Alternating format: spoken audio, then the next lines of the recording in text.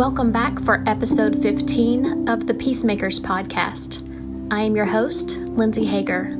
Today I'm joined by Lindsey Bennett. You may have seen her and I together on my IG stories or in the Peacemakers community on Facebook. Lindsey and I have teamed up for what we're calling Illuminate University, our 5-month membership program that will begin in January 2022. But enrollment begins this week on Wednesday, November 24th, along with deeply discounted pricing for those of you that hop in early. The discounted rate will end on Cyber Monday, so if you want to be one of our 13 participants, and if you like a discount, make sure you get in early. Stick with us through the end of this episode for more details on Illuminate University. Also, Lindsey and I have put together a self-love guide as a gift for you all. This guide is a perfect companion to today's episode and our discussion on self-compassion and self-discovery. Many of you already know Lindsey Bennett. For those of you that don't, she's going to be a new favorite of yours. Lindsey helps women transform the way that they see and talk to themselves. In her master's degree, she focused on interpersonal, compassionate, and self-love communication. She teaches those principles in her self-love coaching business called With Lindsey Bennett. I think you all will love Lindsey's heart and her message in today's episode, and you'll get some of our personal stories and practical ideas to become more compassionate with yourself and how you can use that compassion on your journey to know and love yourself more. Okay, so I'm pressing play on this. Don't forget to grab your self-love guide from us in the show notes. So, Lindsey, why don't you just quickly introduce yourself and then we'll just get started here. Okay, excellent. So my name is Lindsey Bennett, and my name is Lindsey with an A-Y. And so, I teach people how to love themselves more fully and fiercely. And I walk them through different exercises and different communication strategies to help them with that. And I learned that and the self-compassion topic, which we're going to talk about today, in my master's program. And I focused on self-compassion and peace-building communication in relationships. And so I was transformed as I did that, which I'll talk about in a little bit. But that is what I do. I help people love themselves to their core and in their full authenticity. I help them, first of all, discover what that is and then love it fully and fiercely and show up more confidently in their relationships. That's awesome. I think that's what connected me to you, was not only through your Instagram content, but as we started to get to know each other, I could tell that you knew what you were talking about, first of all. And then in terms of self-compassion and communication and self-love. And then also, as I got to know you, like, you're the real deal. Like you practice it with me in our friendship, and how good it feels to be loved by somebody that knows how to connect. You know what I mean? Like somebody that knows how to communicate, and it feels so good to be heard. Like for me to say something and her to say, this is what I heard you say, or I really liked what you just said. Mm-hmm. And so for those of you listening, Lindsey Bennett needs to be at the top of your list for following her. and I know you're going to love her as much as I do. Thank you. Yeah. I love that you said that, because just that's how you feel. Because my business name is With Lindsey Bennett, because I feel like it's so important to have somebody with you through that discovery process, like we're going to talk about later, and through that self-love process. It just really helps to have community as you're going through that. And so I want to be there with people as they do that. And I'm doing it too. I'm still on this path to discovering and loving myself more fully and fiercely. And so I'm with people as they do it. So thank you for noticing that. Yeah. So today we're going to talk about 2 of our topics from Illuminate University: self-compassion, which Lindsey's going to share with you, and then self-discovery. And I'm going to share with you on that topic. Yeah. So we started with self-compassion in Illuminate University for a very specific reason. Like Lindsey with an E said, we want to give you a solid foundation on which to build the rest of the things you're going to learn and discover about yourself, which is also why the second month is self-discovery. Those 2 are key. And so to start off with self-compassion, we need to be able to recognize within ourselves our value and our worth, and that we are worth taking care of ourselves and loving ourselves through the process of learning more about ourselves and learning how to be assertive during conflict or confident when we're in these different relationships. We need to love ourselves because we will sometimes mess up. We will say things that impact people in a different way than what we meant. And as we're learning things about ourselves, emotions might come up from the past or experiences we might remember or things we don't love about ourselves and we believe that we don't have that value. Some of those things might come up. And so it's really important to be able to have that self-compassion to be grounded in so that we know how to work through that in a kind and loving way to ourselves, just like we would to our best friend or to our child or our partner, whoever. We need to be able to give that care and love to ourselves as well. So that's why we're starting with self-compassion. So what in the world is self-compassion then? You've probably heard a lot about self-compassion or compassion or self-love. Compassion is when we show love and care and concern to someone else. We empathize with them. We recognize that they're going through something. We feel with them, whatever emotion they're feeling. And then we try to alleviate their suffering. And we show that through concern and through action and listening and all of that.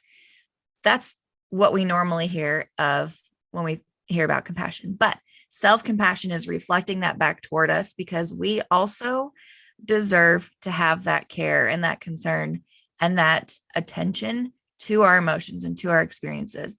So self-compassion involves valuing yourself in a deep way so that you are naturally inclined to make choices for the betterment of your own well-being for the long term. So you're looking out for yourself. It is in no way selfish. I need to say that and clarify in case anyone has learned that through social media or any other kind of media. Self-love, self-compassion, and self-care, all of those things are not selfish. They're actually really important. So self-compassion has 3 pillars. So again, it's valuing ourselves enough to love ourselves enough so that we're naturally inclined to make decisions for our betterment. So that involves 3 pillars. One is mindfulness. So being in the present, being aware of what's happening for us right now and not judging. There's no judgment in this. That's key. The second pillar is self-kindness. So when we're in mindfulness and some judgy thoughts come up, we quickly combat it with loving kindness. And that is really crucial. So the third pillar of self-compassion is remembering our common humanity. And that's really important because we are human having a human experience with other humans. And so we might feel like we are alone in our situation or our experiences, but we're not. We can reach out to other people. If we have a supportive family or friends, we can do that. If we do have that, but we need other types of support, we can reach out to other types of community groups, or like your About Me coaching program. That was a group coaching program with a lot of support, very supportive people. You could join Illuminate University, which is going to be very supportive. But like what I'm saying is you can reach out to a lot of different types of supportive systems to have that support in this human experience that you're having. And you don't even have to reach out. The beautiful thing about self-compassion is you can do it all within yourself. You can even just look around and notice that there are other humans likely having a very similar emotional experience to you. While their experiences might be different, their situation might be different. They've likely felt sadness and abandonment and betrayal that you might be feeling, or feeling like you're not good enough. Let me tell you, so many people feel like they are not good enough. And so you're not alone in that. So self-compassion can be done internally. We don't even need to look for it outwardly. You can, if you need that extra boost, like I do. Yeah. So let's rewind. Mindfulness. So the 3 pillars are mindfulness. And then the second one is self-kindness, and then common humanity. So of those 3, you've talked about your students and walking them through it. So like what is, for them, is their light bulb moments, and what do they kind of latch on to through this process? Yeah. So at the beginning of every class that I teach, we do 3-ish minutes of self-care. And so in that, I weave in a lot of different things like mindfulness activities we do. And we also do self-kindness activities. We do these things. Our Common Humanity, we do that as well. And so they love all of them, honestly. They do. I think it's just refreshing to them to have a space where self-care is allowed and it's not judged. And we do a variety of things so that they can pick and choose for themselves what resonates most with them. One of the activities that they loved, I had them do this activity where they put their hand on their heart and they breathe deeply in through their nose and out through their mouth. And they just thought of things about themselves that they were grateful for. Because that can be really hard to do. So I have them put their hand on their heart. And right now, if you're on the podcast and you can't see me, I have my hand on my heart. So I have them put their hand on their heart because it can be hard to think of things that are positive about you that you really mean. And so that's a self-kindness moment, but it's also mindfulness because they're in the present as they do this. They're focusing on their breath, but then they're also thinking of these kind things about themselves. Not about other people, because that can be really easy to do and want to do if you want to deflect the attention away from yourself. So that one is really impactful. And I think too, like just the act of having your hand on your chest and like coming back to your body, coming back to, I think it's very easy to get in the space of looking outward and our energy's going outward. But when we're coming here, it's like it's setting your focus to yourself. And and I think also I'm just thinking about the practice when I'm just telling myself like, okay, I appreciate this about myself, I'm in my head. But if I come and like actually put my hand there on my chest, it's like it does something. It's almost like, okay, go inward. Like just the act of doing that is like come from your head, go to your heart, go inward. I really like that. Yeah. It makes it a different kind of experience for sure. Like you were saying. Yeah. If someone is struggling with being hard on themselves, they're, kind of negative self-talk, like how would they shift from that to like, okay, I need some self-compassion here? Then I would teach them about watching their thoughts go by like on a conveyor belt.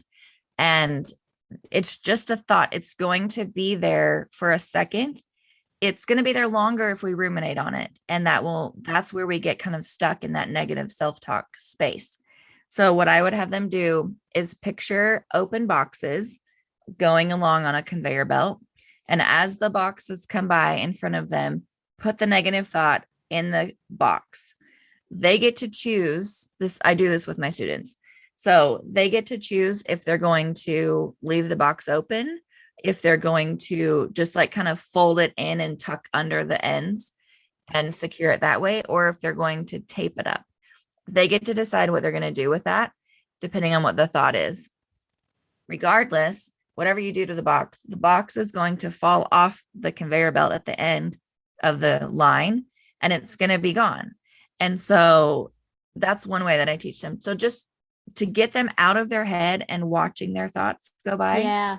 I just have them watch the thought go by literally. And then another thought's going to come in and then they're going to watch that go by to get them out of that spirally space of negative self-talk. So that can like flip the script a little bit, at least make them aware of what they're saying to themselves. Right. And gives them a good visual also. It's not just like, okay, here's a thought in my head. It's like just the visual of the conveyor belt. That's really good. Yeah. Okay. So one last question for you, like a personal question. How does this self-compassion play out like on a day-to-day basis for you? Yeah, that's such a great question. So like I said earlier, I was really focused on compassion for others, like so laser focused on that. And then, like I said, I was in my master's program. I was working on my thesis and I had an experience with my dad where I needed self-compassion. I needed it. And so I started to feel like, oh my gosh, this is powerful. This is important. And so I was having this experience where I was sitting on the couch and I was talking with him. I was really frustrated with what was going on that day. And he has since passed, but he lived with alcohol tendencies that were really doing a number on him. and taking over his life. And so Mm-hmm. this was one of those days. And so I was sitting there on the couch and I was in my head getting so frustrated with myself. I was like, Lindsey, you teach people how to communicate with others. Like you teach them how to listen without judgment. You teach them all of these things and you can't even do it. You're such a phony. Like, who in the world entrusted me with teaching people how to do these things, like how to communicate with others without being judgy, when I can't even do it? Mm-hmm. And so that's when I realized that self-compassion was really important, because I was tearing myself down, and that's going to get us nowhere. If I kept tearing myself down, then I really was going to show up in the classroom less than what my potential would be, because I was going to be second guessing myself and listening to the negative self-talk.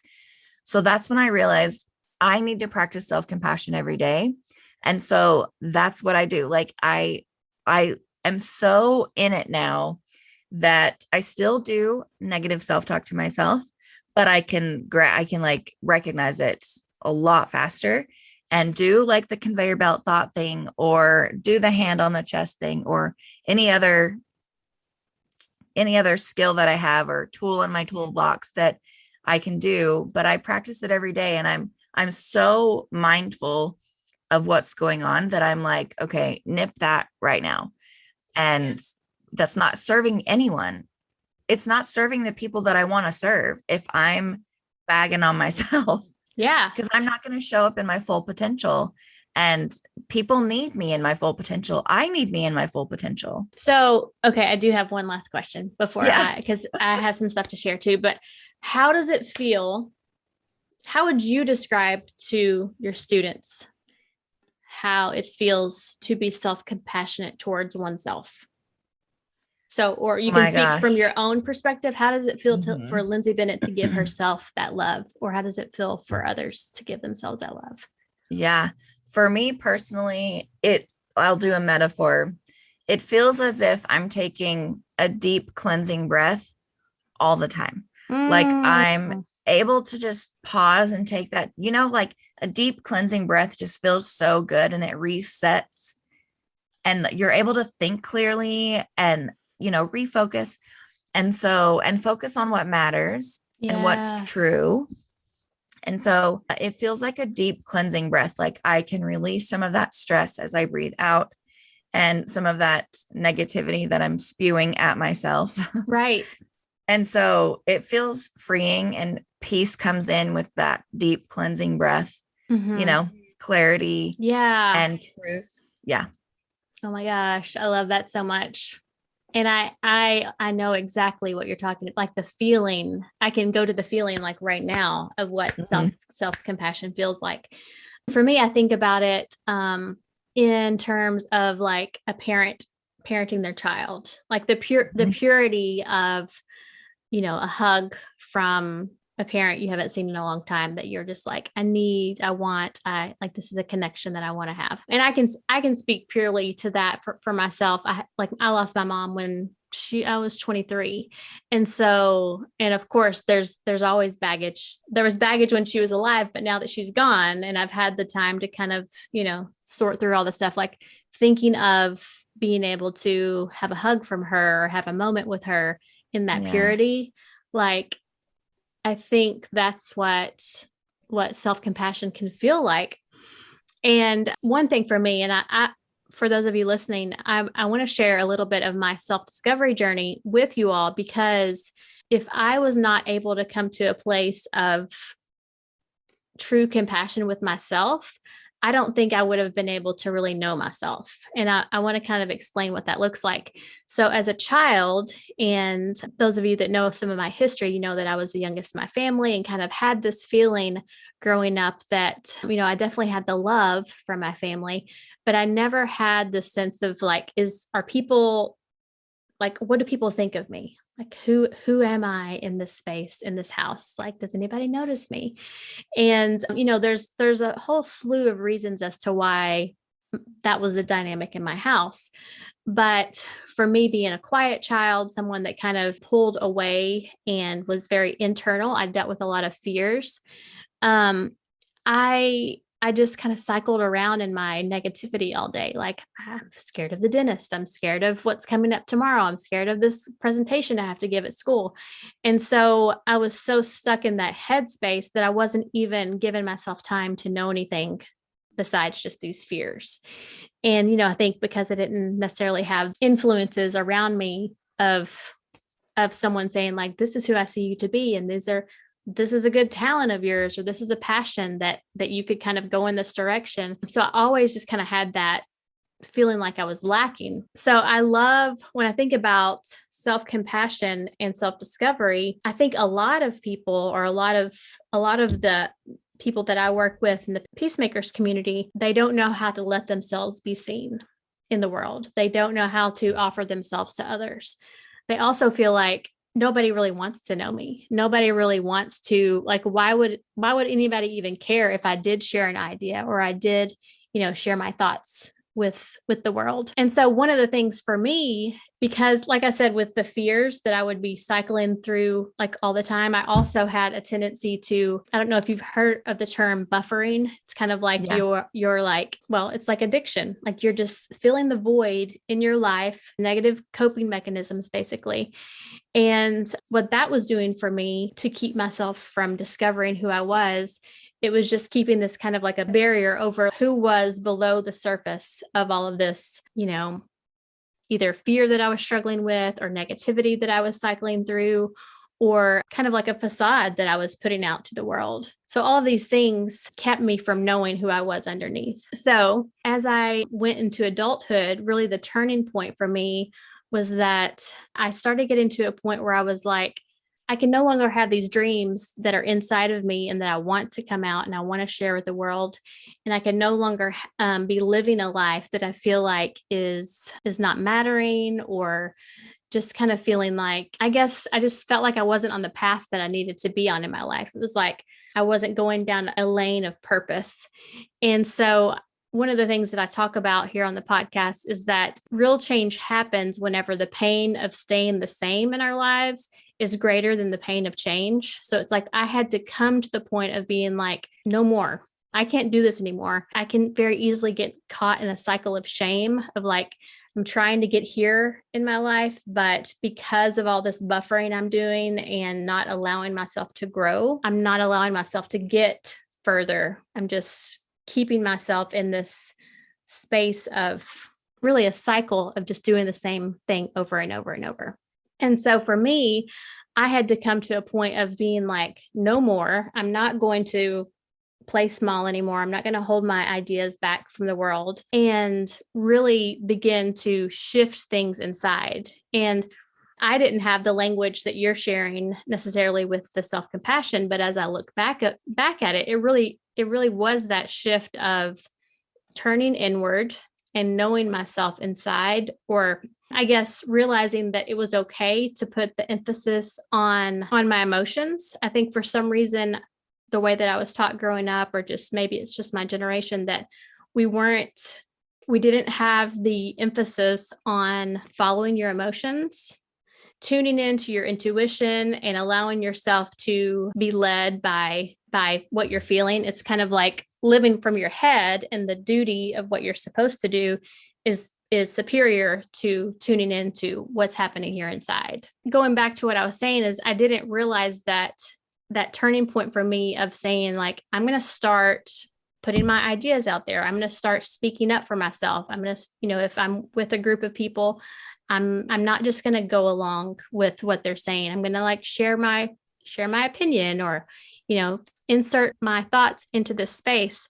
And, in the process of doing that, I had to have self-compassion and slow down enough. And I think that's kind of through the mindfulness that you're talking about, slowing down enough to be like, you have value, and you know that the path you were going down in terms of like not being satisfied with life, or not feeling like I was fulfilling, my calling, like that wasn't the space I wanted to live in. And so in order to shift, I had to start tuning in and being like, well, going back to that reparenting myself, like you have value here inside, and getting myself in that space enough to be like, I am worth digging into so that I can move forward and start asserting myself into my spaces. Mm-hmm. I love hearing about your turning point and like your thought process in getting there to the point where you do see your value and you want to step into that in your different experiences. So I wonder if the listeners are feeling like, I want that. I want to be able to do that. And I can't see it yet. I can't see how I can do that. So I'd love to know, how did you flip that script in your mind from, like you mentioned earlier, a lot of people in the Peacemakers community, including myself, feel like or have felt like, why would anybody want to listen to me? Like why? Like I'm like a wallflower, like I should stay there and just listen and observe to other people. How did you go from being a wallflower or feeling like you were a wallflower to stepping out into that sunshine and like seeing your value? Yeah. So you mentally saw your value, but then how did you take action on it? Yeah. I had to use the, like going back to the pain of change. Like I had to be in a headspace and in a heart space of, this isn't where I want to go. Like that pain, or that like rock bottom of like hitting your head up against the wall so many times and like not getting where you want to go and not feeling fulfilled, not feeling like this is it. I had to be so turned off by that and tuned in to the feeling that was anger, disappointment, shame, that it was like I was repulsed by it. Like I cannot let myself do this anymore. And I think that's where the compassion comes in, because in me loving myself enough to say no more, it was like I was that parent in me, or me becoming my own adult, my own parent to myself, basically. And that's kind of what I thought of. And I think I said that when you were sitting on the couch with your dad. Yeah. Like you were having to be a parent to yourself in that moment. And it's like, we come to this point of being like, no one else is going to do this for me, basically. And so yeah, that's, I really like that question, because I think it's good, even though I've walked through that, like it's good for me to go back and remember, like it was the pain that took you to the end of saying no more. And it was the realization and the love that I have for myself, and that I had for myself at that moment of like, this journey is worth turning the other direction. And I think that goes back to what you're saying of not only the self-kindness, but the common humanity, realizing that other people can be putting their voice in their spaces and they can be asserting themselves.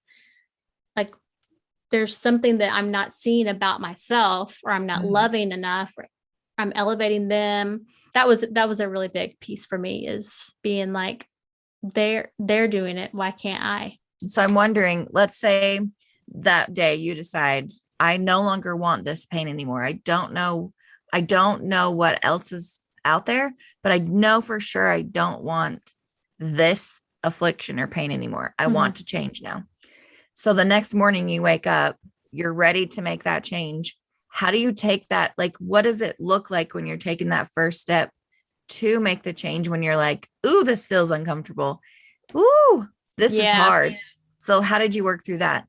Yeah. Oof, man. Oh, well, I had to do it like reaching out, because not only did I come to a point of recognizing that I didn't want the direction I was going in, and that was not happiness for me, but that I couldn't do it on my own. So it's like, insanity. The definition of insanity is expecting a different result, doing the same over and over, expecting a different result.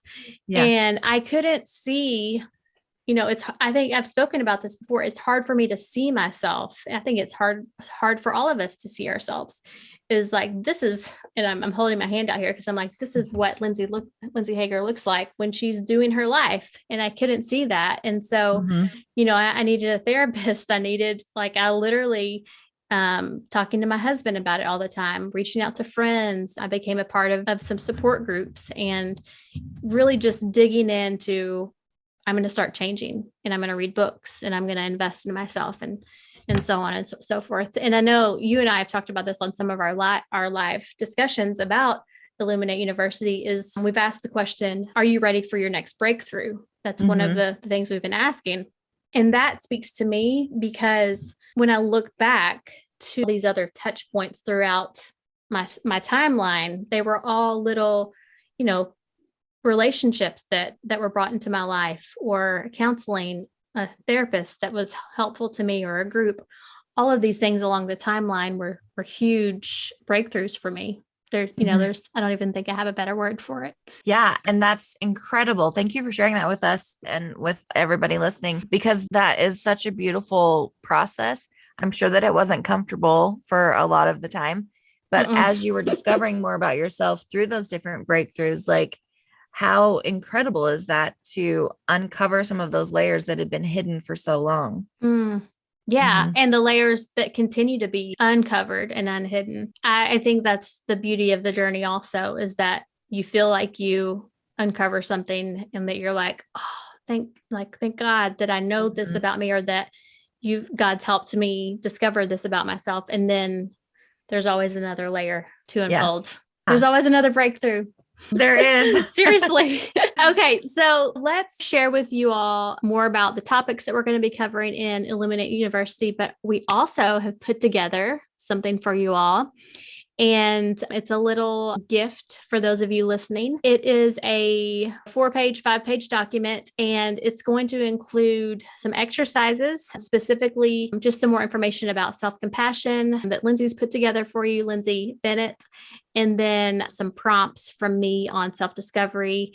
And really, prompts for me, I think just getting my mind churning in a direction is huge for my growth. Like, if someone can get me kind of in the lane of thinking like, what do you think about this? Or how have you experienced such and such in your life? That helps me process. And so you want to tell them a little bit about your part? Yeah. So in the little gift, I explain a bit more about what the 3 pillars of self-compassion are, so you can get a better idea. But then I also have an application activity that takes the self-kindness pillar, and it has you do an activity. My students love this activity. Speaking of, but I was saving it for this part. So my students love this activity, and I'm not going to tell what it is. So you can see it in the gift that we have for you. That's going to help you flip some of the scripts about your negative self-talk. Okay. So definitely grab that. That's going to be in the show notes. Let's tell them about our 5 topics and how they can get involved in Illuminate University. Awesome. Okay. So like Lindsey with an EY said, Lindsey Haeger, we've come up with these 5 topics. And at the beginning of the podcast, we talked about self-compassion and self-discovery are the foundational ones. But then we take you through self-safety, self-assertion, and self-confidence. So self-safety is being able to, first of all, figure out what situations you feel safe in, like physically, but then also mentally and emotionally, those kinds of spaces. To feel safe being vulnerable, feel safe asking for your needs to be met, those kinds of things. And we'll also walk you through how to create those safe spaces for others. But the focus is really going to be on you and being able to create those safe spaces for you so that you can have more breakthroughs. And so then self-assertion is going to be our April topic of 2022. And that is asserting ourselves more in environments that could be difficult, or situations that could be difficult, like conflict. Anybody out there listening have struggles with conflict? So self-assertion is going to teach you how to assert yourself in those more difficult experiences, still standing firm in who you are and what you need. And with that self-compassion, but doing that in a different way, like doing conflict in a different way. That's going to be helpful for you. And then self-confidence is in May. Do you want to tell them about that? Yes. So self-confidence. And like we said, because there's 5 topics, we're taking you on this journey. So after you've gone through the first 4, then we ended out with self-confidence. And what we believe is that by this point in the journey, you're going to be feeling stronger already, because you're going to know yourself better. We're going to be practicing these things together all along. And then we'll end it out with self-confidence and helping you hone in on the ways in which what I like to say is, how am I already showing up in my life in ways that that I actually am confident. I think sometimes we get caught up in this, I'm not confident or I can't speak up. But when I find that whenever I am in a good headspace or I am in a safe, when I've created these safe spaces around myself and I can recognize, okay, I feel really safe with that person. So it's like I can put myself in more situations with that person or with a person like that, or in particular, like if you feel really confident doing a certain activity. So for me, I've been a part of like book clubs, and I know that sounds super nerdy, but I know that whenever I can put myself in a situation with others that are doing something that I already know that I love, then that it's like that essence of me starts coming to the top. Rising to the top. And so what we want to do through self-confidence is bring all that good stuff that's already there, or maybe there's new things that you're going to start trying, but helping you put yourself in those situations to see that you can shine or that you can step in. And it's kind of like illuminating that part of you that you didn't know was there, or that you're kind of rediscovering that was there. Yeah. And so the 4 months prior to self-confidence, we're giving you tools along the way. They're stepping stones on the path to this culmination of the program, of you discovering more about you and stepping into that with that confidence. Yeah. So we have 13 spots. So we do have a wait list, and you can get on that now. So the wait list will be linked down in the show notes. Our doors will open for enrollment on November the 24th. And doors will be open for our discounted rate until November the 29th. That's Cyber Monday. And then on the 30th, our prices will go up. Yeah. And we're really excited. We've talked about this before. If you've seen our Facebook lives and our Instagram lives, we don't know who these 13 people are, but we can, like Lindsey was talking about, that essence of her coming to the top. Like, we can picture the essence of you and the different layers of you that you might not even remember. Like, they might be so buried, but we're going to help you illuminate those and really step into who you are and have many breakthroughs throughout. And we're so excited to fill these spots with these people. We are excited to meet you, of who these 13 people are that we've been thinking about and concerned about and creating this program for. We are excited to meet you. And so stay tuned on our social channels, which I'm sure Lindsey will put in the show notes as well, because we are going to be releasing all the goodie details, like the special pricing, all the fun things that we're going to be doing and throwing in for you. But each month is packed with goodness, like master classes, self-care that you're guided through, challenges, group coaching, a celebration at the end of each month to celebrate all the things that you've illuminated that month and the breakthroughs that you've had. And then plus other goodies that we're going to throw in for you. Yeah. And I love the challenge part of it, because it's like the topic goes with the challenge. So it's like that real life. We're not only going to be learning together, but also practicing together. Yeah. I'm excited.